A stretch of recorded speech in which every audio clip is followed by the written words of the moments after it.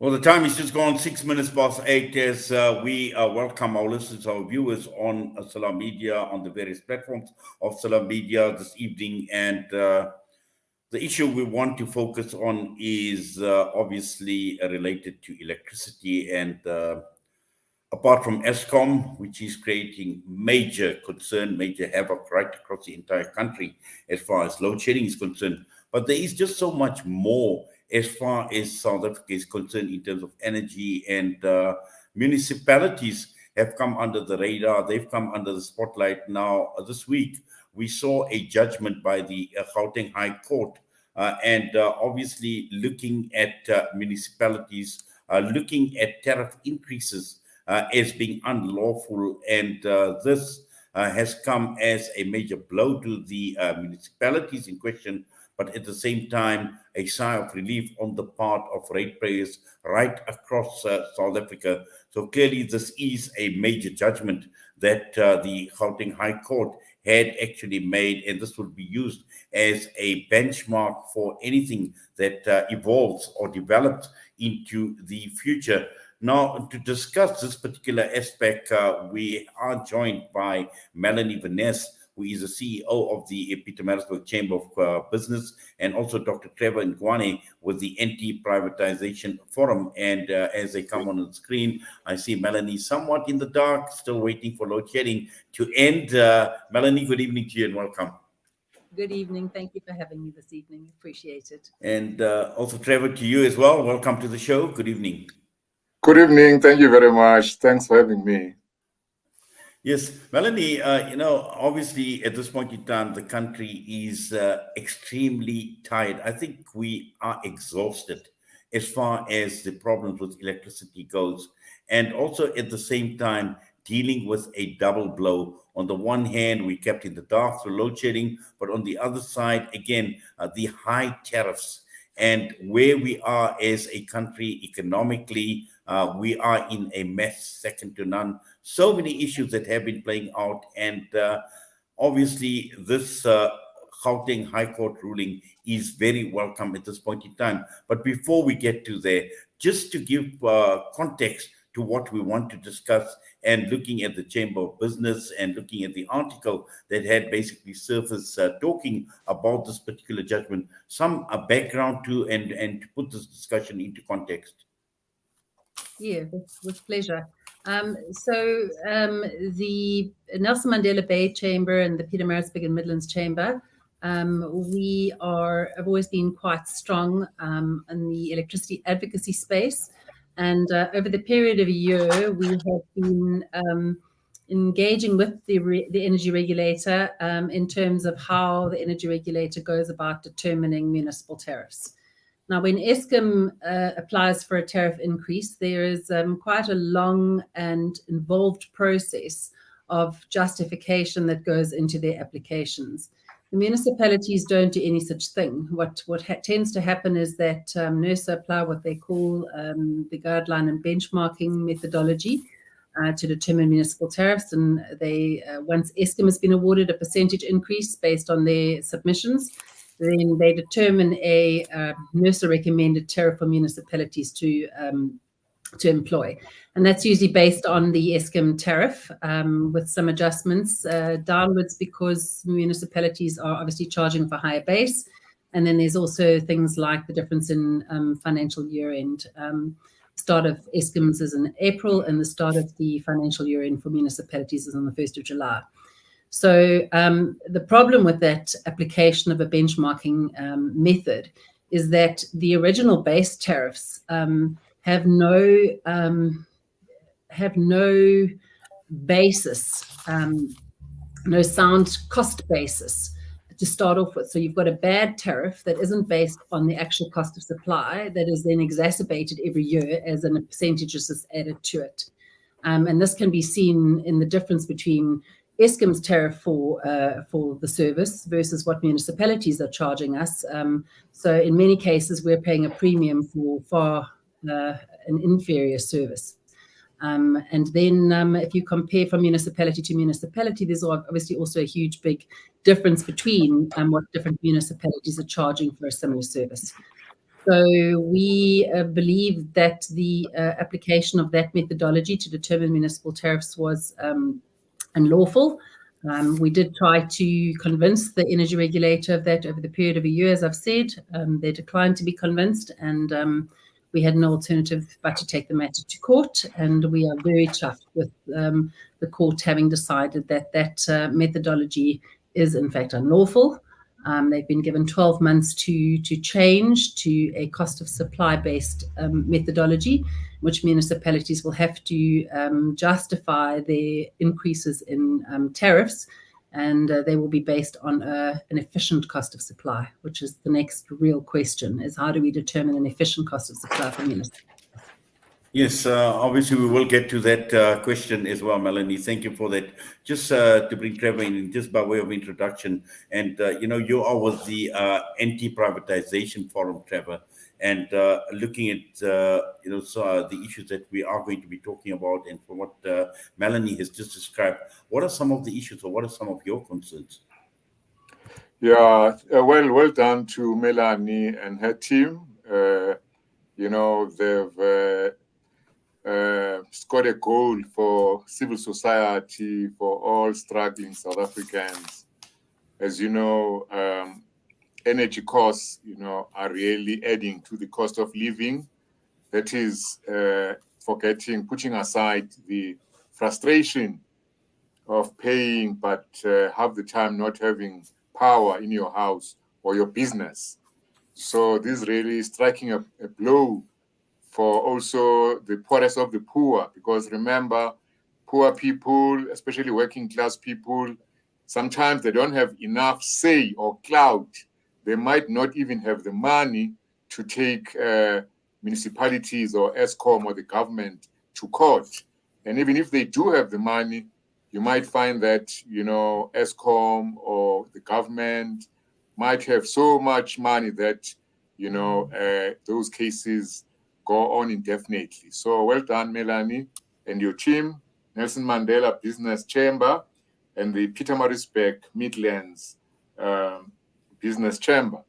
Yeah, so the issue here is what are we paying for?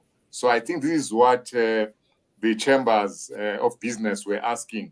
What are we paying for? Are we paying for safe, clean, reliable, affordable energy, which is what we need? Or we are paying for mismanagement, incompetence, dirty energy, indeed, corruption. So I think that, this case actually, is discussing the real issue facing ordinary people in South Africa. Every month you pay your electricity bill, your water bill, etc., etc. But what are you paying for? And then you find that costs are escalating because there's a lot of inefficiency, there's a lot of corruption, there are a lot of markups, there's a lot of money being moved around, without actually benefiting you who is paying. Well, certainly, and also I think Melanie, one of we are focusing on the municipalities, but also one needs to look at Eskom in the context of the broader discussion that we are having, and the question that Trevor is raising: what are we actually paying for? And I'm sure a lot of that had actually come out as well in terms of the chamber and the arguments that you had raised with regard to ratepayers, the costs that they are carrying at this point in time. Because, the problems at municipal level are possibly the same as what we are experiencing at Eskom. Theft, we are talking about sabotage, we are talking about poor infrastructure. Now, all of these put together, there's a cost attached to it, and this is the reason why, you are raising the question with regard to the methodology that the councils adopt, and at the same time, in terms of the basis for the costs that we as ratepayers are carrying. Yeah, so we are looking for some accountability in the system. At the moment, electricity income is actually cross-subsidizing a whole lot of other functions within municipalities instead of being spent on electricity itself. So the requirement is that electricity income be ring-fenced, and that financial accounts be prepared that are audited for the electricity unit. You've got to spend so much on staffing, so much on infrastructure repair and maintenance. So there's a lot more management of electricity money for the purpose of electricity. At the moment, you can see in municipalities, the money hasn't been spent on infrastructure. So what we're doing is building up a whole backlog that needs to be addressed somehow. And what happens is that those inefficiencies and those lack of maintenance and all the costs associated with that, they get added to future tariffs, which is why our tariffs keep escalating at such an enormous rate.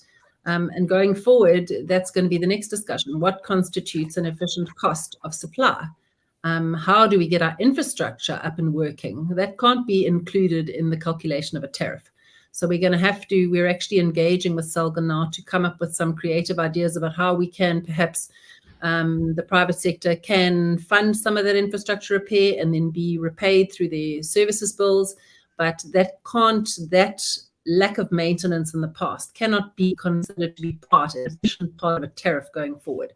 So we're saying charge us for the service based on a cost of supply that is efficient, and use electricity money for the purposes of providing electricity. So that's really what it's about. Well, Trevor, and also I think what is of major concern is this has become quite an easy way of generating revenue. Increase the prices, and people have no option. At the end of the day, you need the electricity, you need your lights on, you need to run your businesses, and sadly, we as a society have just got to pay. And I would say, if one draws the comparison, for instance, to the fuel price, to the air, to petrol prices, exactly the same. And a lot actually goes in to the petrol price by way of taxes, but you have absolutely no choice. You need to fill up your car, you need to drive, otherwise you're just stuck. And this is exactly the same as far as services like electricity services are concerned. And as civil society, if we don't raise our voices, if we don't do anything, this situation is just going to continue. Yeah, exactly. So here is the issue. In some municipalities, especially for poorer communities, townships, villages, you find that the municipality will link the water charge to the electricity charge. Can you see? Yeah. And then if you cannot keep up with your electricity payments, then they also stop your water, and vice versa. So you can see that the principle here is to squeeze every rand from ordinary people. And as you say, it's about what can work in squeezing the people to pay. I mean, only last week, we had this tremendous victory led by Outer and also, I think, partly COSATU against the e-tolls, whereby people were being forced to pay for roads, which should be paid for through their tax money, through the fiscus. So this attempt to protect the fiscus, from paying for what I can say developmental issues, developmental social goods, is part of what I can call austerity. This attempt to make government spend less and less, on things which people need, and then try and get as much money from the people as possible.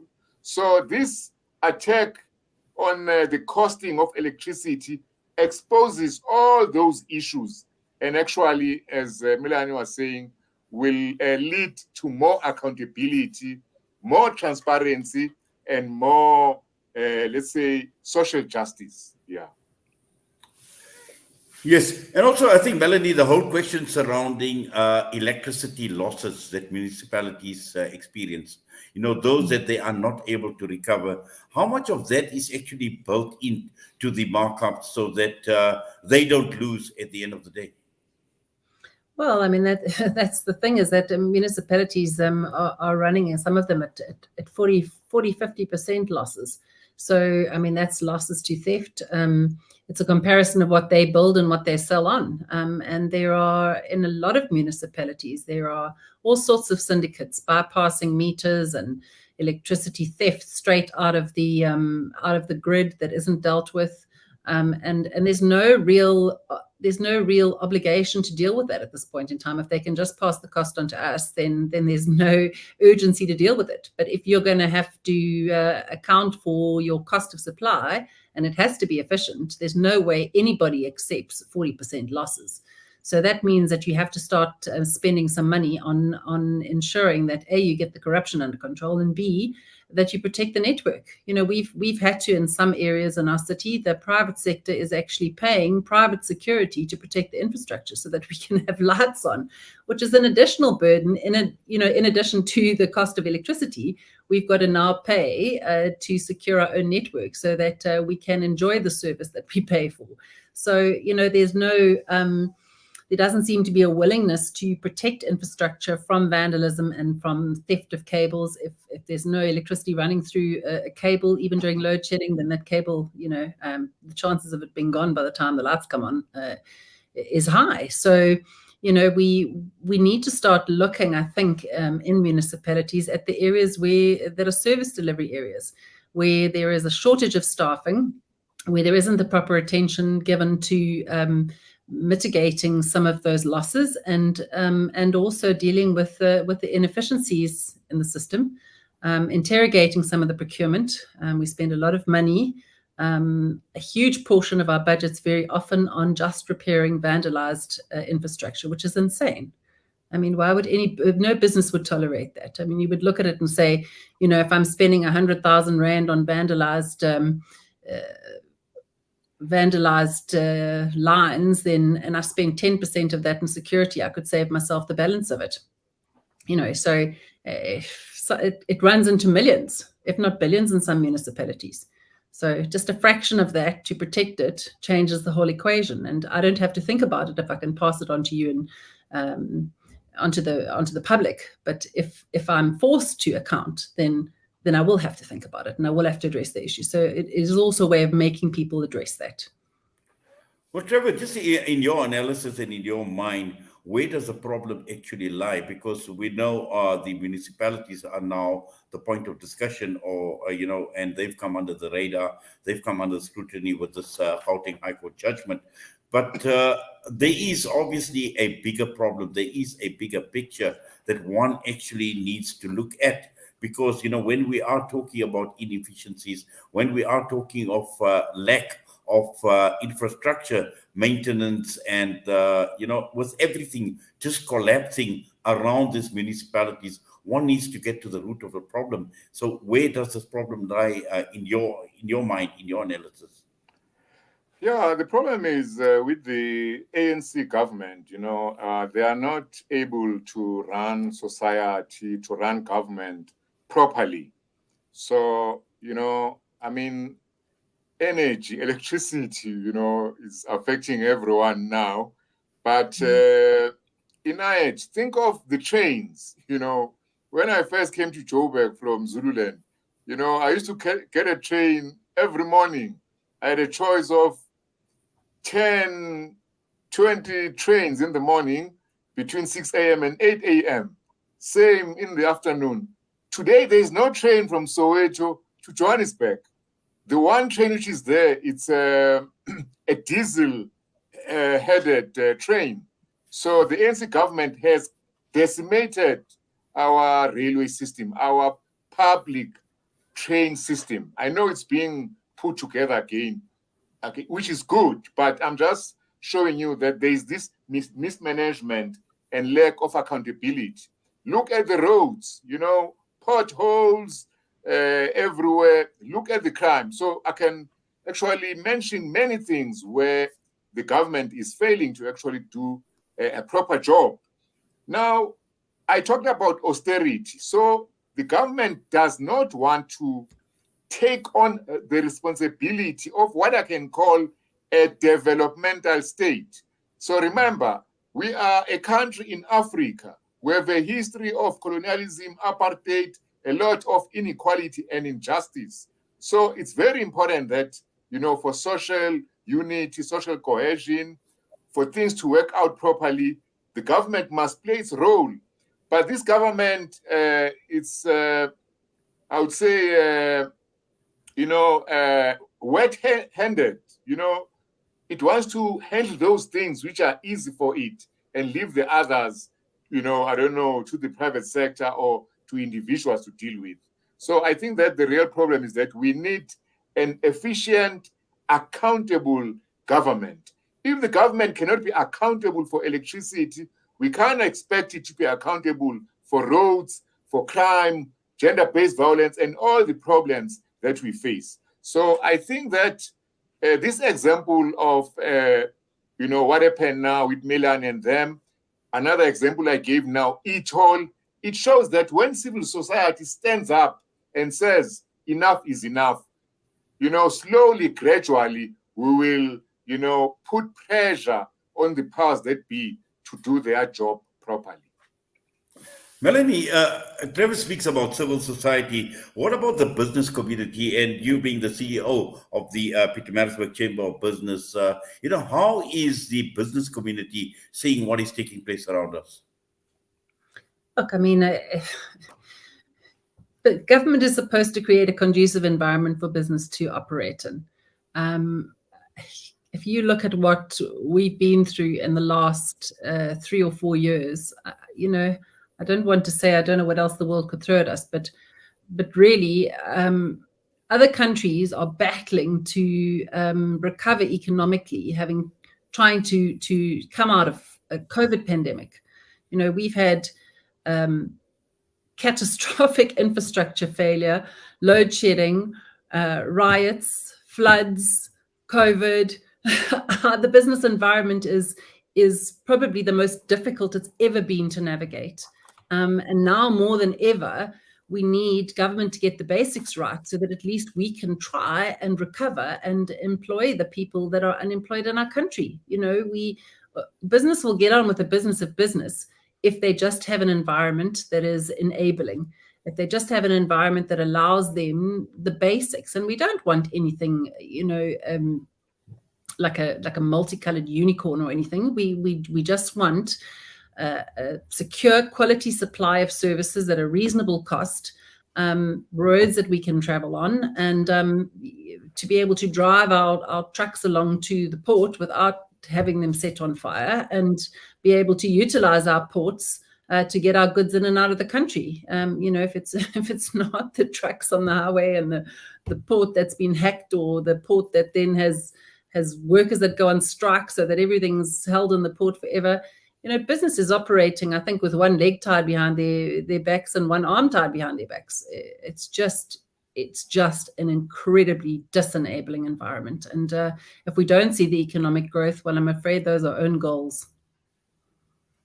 Yes, Trevor, and also I think from where you're coming from as the Anti-Privatisation Forum, and when one looks at municipalities, when one looks at local government, if they are not able to deliver, what other options are there? I mean, should we go private?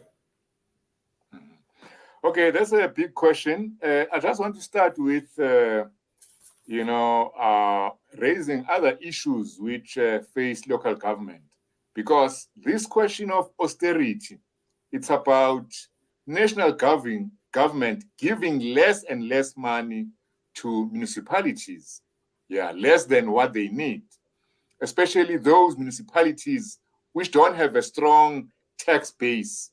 The big metros are able to survive. I just came in now from Zululand, moved to my hometown. Okay, it's thriving, but it doesn't have enough business industry to actually make it a viable municipality. That is why now these municipalities end up using electricity, sometimes even traffic fines to try and balance their books, because they're not getting enough money from the fiscus. So that's one problem with the municipalities. Secondly, we found that, which is not me, actually, I think NERSA actually found that 2 years ago, Eskom is actually shortchanging and robbing and defrauding municipalities in the manner in which it charges them the electricity, which they buy. So, for example, most of the debt of the municipalities, about 1/5 of it, a significant portion is interest payments, Yeah, so you find that out of 5 billion, 1 billion is interest and penalties. And then one reason for the penalties, which Eskom seems to have made into a revenue stream, allowing municipalities, there's something called the notified maximum demand.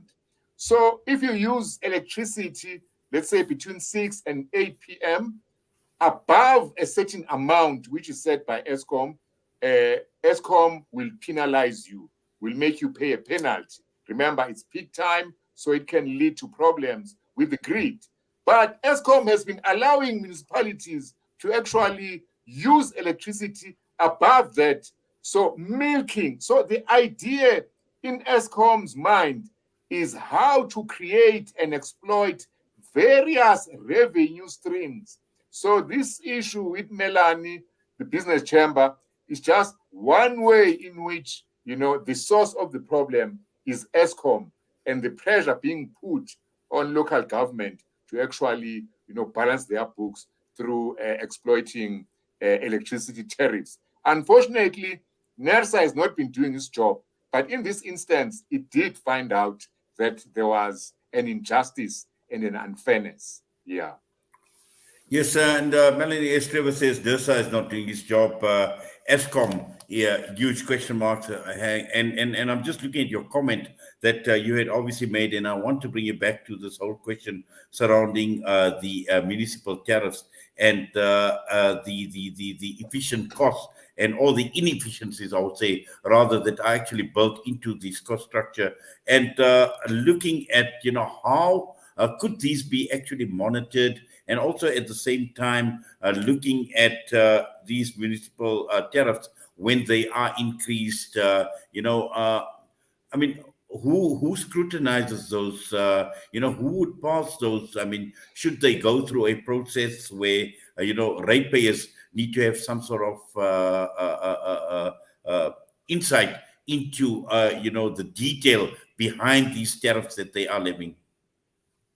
Absolutely. I mean, they've got to, in terms of this ruling, they've got to ring fence their electricity income. They've got to have a separate set of audited financials for the electricity department that looks at all aspects of it. And you'll be able to see very clearly the inefficiencies stand out. I mean, if you're being billed for so many kilowatts of electricity and you're only billing on 60% of that, what your markups on the tariffs are. If there's a difference there, then you can see that your losses are massive, and that cannot be deemed to be efficient.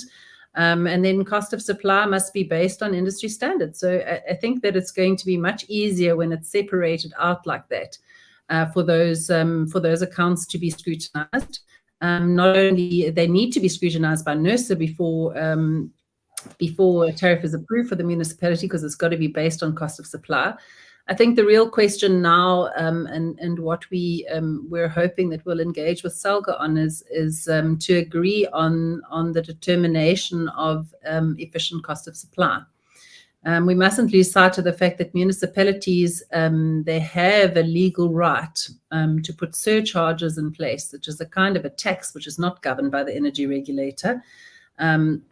And that is, some municipalities already put surcharges in place, and they will be able to do that going forward. So even if electricity tariffs are kept to a minimum, they will be able to employ surcharges in order to balance their books, but they will have to be open and transparent about what constitutes that surcharge. And then they'll be accountable to the public for the surcharge that they're charging. So at the moment, we have no idea what is hidden in tariffs. We know there's a massive amount of inefficiency, and there's no accountability for how that money is spent either. So I think that's really important.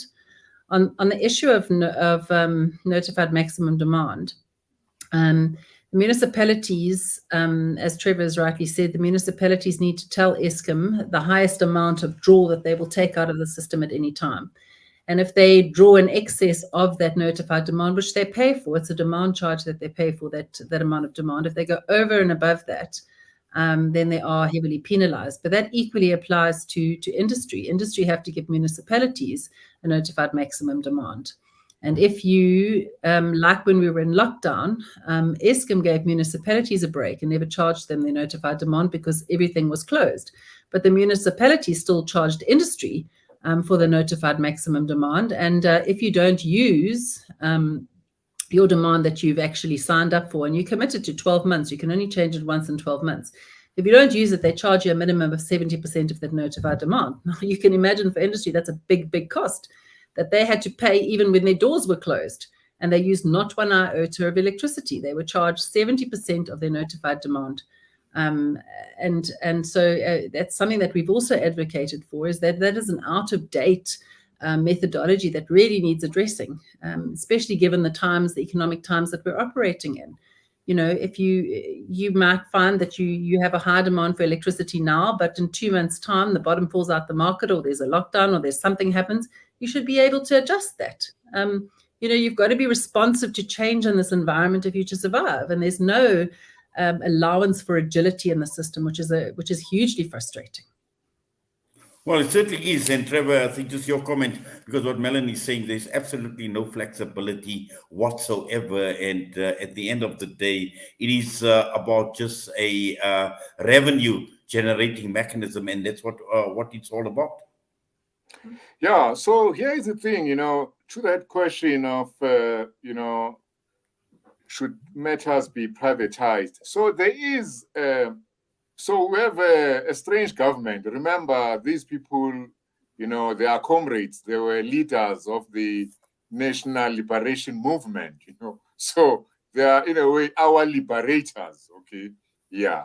So they've got many tricks up their sleeve. You know, they can play the race card. They can play divide and rule. You know, they can,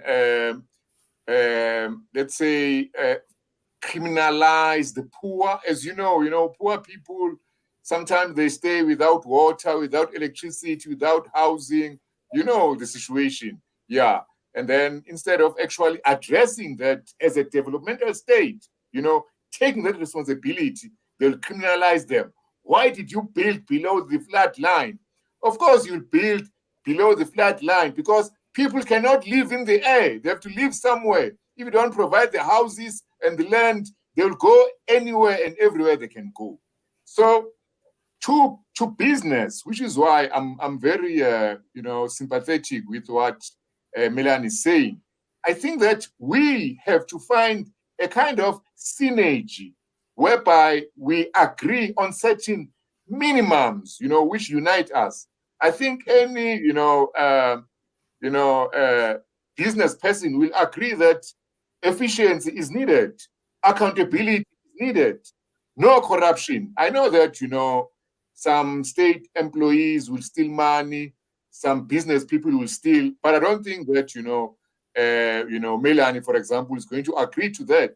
So we can unite on those basics, just as we united with OUTA, COSATU, the union, with OUTA, a civil society organization, you know, against each holes, and one, we can win on certain specific things to try and create a better society. Okay?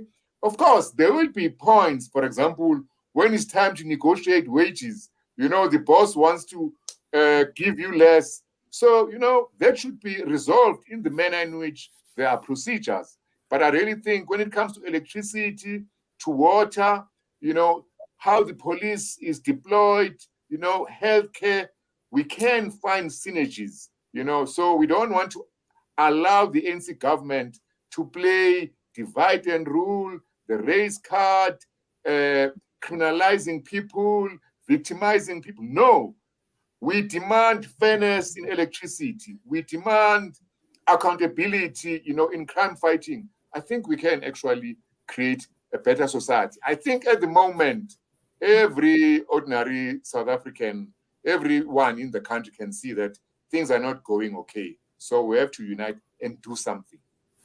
Yes, and also I think, Melanie, from what Trevor says, creating a better society, but at a huge cost. I had a look at your Facebook post, and one of the things that you mentioned is obviously we can change things if we stand up and stand together, but at the same time, it's come at a cost.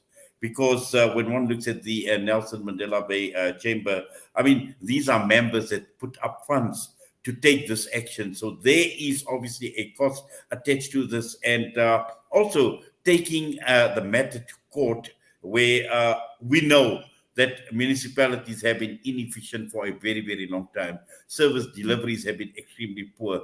Infrastructure still, has been a complete mess, actually, to the point of breakdown. But again, there is a cost, because now you've got people that you need to spend money, they need to go to court, they need the court to basically stand up and issue the type of rulings and the judgment that in this particular matter. Yeah, I mean, I think they really are the real heroes in this case, because our members in Pietermaritzburg and Midlands, and those in the Nelson Mandela Bay Chamber that put money up front to pay for this legal action, did it on behalf of Team South Africa, and that's to be commended. And I hope that what it means, the successful judgment, will encourage just what Trevor is saying, for us to stand together on issues like this as South Africans and as civil society. I mean, we're NGOs as chambers. We're non-profit organizations. We exist in between to represent business. And I think part of the fear, I think, in the past of people standing up was that if you as an individual business stand up and take on the government, the chances are there's some kind of retribution. But when chambers stand up, we don't have a business interests ourselves. We represent the society of business. And so there can be no retribution really towards a collective. So in unity, there's strength. We are going to have to take some brave steps to get our country on the right track. And I really must applaud those members in both those chambers that put the money up and said, yes, let's take this on. It's not right. Well, certainly. And also, I think the other point is with regard to the, Trevor, is the monopolies that exist within a society. And Eskom in itself is a monopoly, taking advantage of the situation. And at the same time, looking at how municipalities have basically piggybacked of this monopoly that Eskom has been running, and they've been doing exactly the same. In fact, they've been guilty of exactly the same, fleecing the ratepayer. Yeah. Just on that point of the sacrifice by the chamber. Yeah, Mr. Juvenake of Outer actually gets donations from ordinary South Africans, for his court cases. So on the one hand, he's going to court. On the other, ordinary working class people, union members, sacrifice a day from work and do their doi, to fight against the e-tolls. So that's the kind of synergy which is possible. And I applaud the business sector for having actually, put their money where their mouth is. Now, with monopolies, I think Eskom worked quite well, under apartheid, except that it was practicing what I can call energy racism, because it would actually provide electricity to white areas, especially to, the mining sector, but neglect, black townships, etc.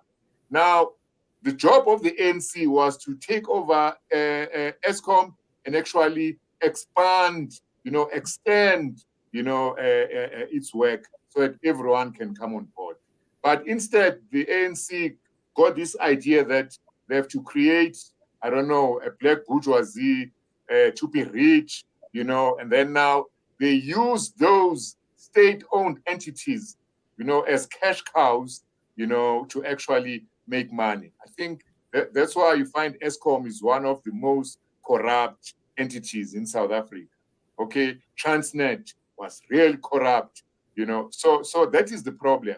So if you can the government has to stick to its developmental agenda. The developmental agenda is about making sure that workers can get jobs, to make sure that everyone is paying their taxes, to make sure that exactly what Melanie said, the roads, don't have potholes, the ports are operating well, etc., etc. So, I don't think that we can just say Eskom is a monopoly. I think, Eskom is a mishandled monopoly. Can you see? So even if we break it down, if that mentality, of creating revenue streams, of making some ANC big wigs to be rich, of making new black millionaires. I'm not saying, they shouldn't become millionaires, but not at the expense of the state, of the expense of the fiscus. Yes, Melanie, what we have been talking about, to what extent has this actually affected business? I mean, do we really appreciate how business has been impacted? And the reason why I am raising this question is I was in Sandton earlier today, and this is the heart of the business center in Sandton. And I was actually shocked to see the amount of, I'm talking of high quality office buildings that are staring empty, that are basically closed down. And just driving along the streets, and I've seen a lot more, a little retail parks, warehousing areas, and so much has happened, and we don't realize how much damage all of this has actually caused to the business community. Yeah, I mean, it's been an absolutely unbelievable time. As I was saying earlier, it feels like almost like the 7 plagues have been thrown at us. It's just about everything: disease and floods and fire and sabotage and I don't know what else. And then we've also got to compete with escalating fuel costs and escalating electricity costs, and it's just not possible for business to survive that kind of environment without there being some kind of resilience packed into it. And I think there are a lot of businesses that are digging into reserves to keep themselves afloat. You also, if you want to trade your way out of a situation like that, you've got to ensure that that the policy environment and political and economic environment is conducive for people to put more money in. The difficulty with having circumstances like this, where there's insecurity of land tenure, where there's possibility that policy might change overnight, where there's not great returns because there's low economic growth. I mean, there's not a lot of incentive for people to put money back into the country to create more jobs. So there's businesses that are ticking along. I think some of the businesses that are exporting are still doing relatively well. But there are a lot of businesses, especially small businesses, that have been decimated through the space. They just don't have the resources to be able to survive it. We've actually got a program at the moment that we're running with GIZ, where we've got 40 Black-owned enterprises that we're helping to get them export ready, their businesses export ready, their products, and then identify markets and take them to those markets, because there isn't the growth in South Africa to count on. We've got to be looking beyond our borders to say, how do we take what are essentially good products and put them into other markets and help our businesses to look beyond the borders of South Africa, because we have limited growth here, and we're not going to change that unless we change quite a lot of our offering. Yeah, I mean, I think it's a very difficult environment to operate in right now. Well, it certainly is. And also, I know both of you are in KwaZulu-Natal, and I had the opportunity of being in Durban this past weekend, and just looking at what has been taking place also on the beachfront and the beaches and the state that they are in at this point in time. The holiday season is coming up, and I know people in KwaZulu-Natal, Trevor, are actually quite very concerned with regard to the holiday season, and it is a time of the year, obviously, where businesses thrive and businesses look for opportunity, but it doesn't look like a very, very bright picture at this point in time, Trevor. Yeah, I was also in a place called Lamontville, which borders Umlazi, and the damage from the floods, nothing has been done, people are still struggling. with accommodation. Others are still living in churches. So there's a lot to be done. So, I don't want to pick on him, but, I was listening to the finance minister and I was amazed. I know that guy from the old days in the unions. I was amazed. I mean, I've never seen a finance minister give a speech and not one person, claps hands, even if it's orchestrated. So it's amazing. So it symbolized to me, the lack of vision, no imagination, no innovation, no rapport, reaching out to the people, speaking in a language which galvanizes, which inspires. Okay, he might have said some good things, from whatever point of view. Oh, good police, for example, he scrapped the e-tolls. Good. But even there, no one clapped. It was like, huh? Yeah. So I think that we really need good leadership. We need good leadership. Good leaders are people where there is conflict, they are able to explore synergies.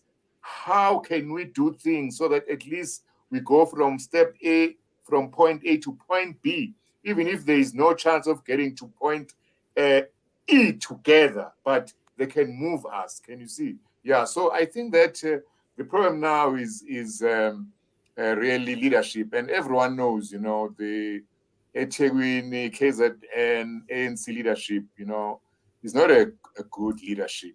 They're all over the show. There's corruption. Now with the ANC, there's factionalism, infighting. So it's just terrible, actually. So we really need people to step up, from civil society to reach out across whatever cleavages, divisions, and actually speak the same language on certain key issues, what Melanie called basics. So if you can really, and then Melanie talks about reaching out to, other countries. Exactly. Instead, in South Africa, the very same ANC now is busy being xenophobic. How are we going to build a Southern African economy? How are we going to, explore those synergies with other countries if we are busy attacking people from Zimbabwe? So I'm just saying there is no vision. There's just short-term political posturing, short-term political goals, which, most of us in the country will pay for in the long term. Well, we're already paying for it right now, and in fact, I just fear for future generations. But Melanie, just looking at this judgment and coming back to this judgment, obviously looking at chambers right across the entire country, like the Pietermaritzburg Business Chamber, and I'm sure it means a lot because it does serve as some precedent, and also at the same time, looking at many other issues that one needs to tackle. And this is why this court ruling or this court judgment is so significant, because, municipalities are going to come under closer scrutiny. They're going to come under the radar. People are going to look at these municipalities a lot more closely, not only in the electricity or the energy space, but in many other areas as well. Yeah, absolutely. I mean, we've taken on electricity because there is an electricity regulator, and it is there's good legislation in place, and we can stand on that legislation. But equally, the municipal legislation applies to other services as well. I mean, water money should be spent on water, and I believe that there is a water regulator on the cards, because unfortunately, what has tended to happen in the space of water is that in our case, when I was talking earlier about the NERSA recommended tariff for municipalities, so they put this recommended tariff based on this illegal methodology out, and municipalities, if they want to apply a rate that's higher than that NERSA recommended tariff, can then apply to the regulator for a higher rate. We had a couple of years in which our municipality attempted to do that, to get higher rates than even what they were given. And then we asked for a public hearing, and we defended that, and the energy regulator did rule in favor of us and limited the increases on electricity. But what that has taught them is that they don't apply now for the increases on electricity, but they rather just add them to water, because there's nowhere to turn as far as water is concerned, because there's no water regulator. So that is something that is on the cards, is having an independent water regulator, which is going to be an important thing to advocate for going forward. And then to have a look at what is happening in the water space. I think also something that's perhaps ignored very often is our sewage network. Sanitation networks, if you have to have a look at them, it's important for communities to understand how much of their networks, be they electricity, water, or sanitation, are past their useful life. And at what rate are we replacing that infrastructure? Because at some point in time, we're going to face all sorts of very uncomfortable issues in some of those spaces if that maintenance isn't being done. So I think it's going to hopefully encourage communities to ask appropriate questions of their municipalities and to gain a better understanding of the management in municipalities. And then we're going to have to look at that good and that bad and the ugly that's on the table and find some way to work together to solve some of that stuff, because it can't be left, but we also can't accommodate it in tariffs, because that's forever. Well, certainly, and also I think, just talking about sanitation, and we see it over here, the Vaal area has been a much talked about area, the Vaal River in itself, the Vaal Dam, and, with regard to sanitation and sewage spillovers and all sorts of things, but that's a topic for another discussion. We've got about 3 minutes, and Trevor, I'm going to give you about a minute or two. Just final thoughts from you. Yeah, so basically, some of the issues being raised, as you can see now, we're talking about water, sanitation, roads, ultimately goes back to the government. And then that also becomes a political issue. Can you see? And then you have political parties, political programs, those fights and debates and competition. But I think that it is also possible to identify, spaces of cooperation, spaces of, civil society where we can come together, irrespective of which political party you are in, irrespective of what skin color, your history, what your ancestors did or did not do, when did you come to Africa, whatever. And so it is possible to create those spaces. We can even call them safe public spaces where we focus on certain issues which affect all of us and where there's a real possibility of finding solutions. And as we have seen, sometimes those solutions have to be found against the state, against the government. Now, remember, in some of our history, like some of us were used to fighting the government, others are used to obeying the government. But I think we're now finding a synergy, where we can decide, okay, on this issue, if the government does not agree, well, we'll push it aside and move on. So let's find those spaces. And those spaces must be characterized by accountability, fairness, honesty, I think, and compassion. Well, thank you for that, Trevor. Melanie, final thoughts from you. Yeah, I think that's absolutely right. And I have to say, chambers are absolutely fiercely apolitical for good reason. But on a personal level, I find myself exceedingly frustrated as an ordinary South African at what happens in our political arena. I'm so exhausted of all the sniping and the finger pointing, and I'm yet to see somebody stand up with real leadership and say, I've got a plan. This is what the plan we need to follow to get South Africa back on track. Something we can all get behind, something that is fair and equitable, and that creates a more equitable society, a more secure environment in which to operate, one that has an economic plan to see us thrive economically. It's missing. Well, Melanie, Venesse, and Dr. Trevor Ngwane, I must say it's been an absolute pleasure having both of you as part of this panel discussion right here on Salam Media this evening. We thank you, we appreciate your time, and we wish you all the best. Absolute pleasure. Thank you for having me. Lovely to meet you, Trevor. Well, that brings us to the end of another edition of Wednesday Night.